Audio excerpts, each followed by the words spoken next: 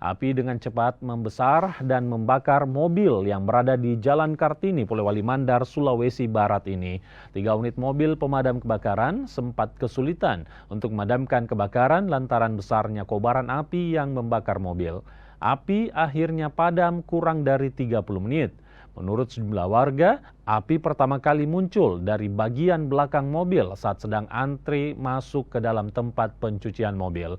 Pengendara mobil tersebut kemudian menjauhkan mobilnya dari mobil lain. Akibat kebakaran ini, pengendara mobil mengalami luka bakar dan harus dibawa ke rumah sakit. Dugaan sementara kebakaran akibat korsleting pada kelistrikan mobil. Jadi yang kebakaran itu adalah armada satu unit mobil. Itu mobil jenis apa itu Pak? Itu jenis Kijang.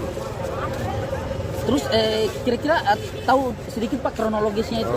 Kami dari daftar langsung menanyakan si pemilik bahwa atas nama Suhu 30 tahun Ya. bahwa mobil dalam keadaan menyala dan tangki bensin dalam keadaan terbuka. Dalam terbuka gitu. Ya. Apakah ada dugaan korsleting ini Untuk bukan saat arus ini pendek? kami tidak tahu Pak.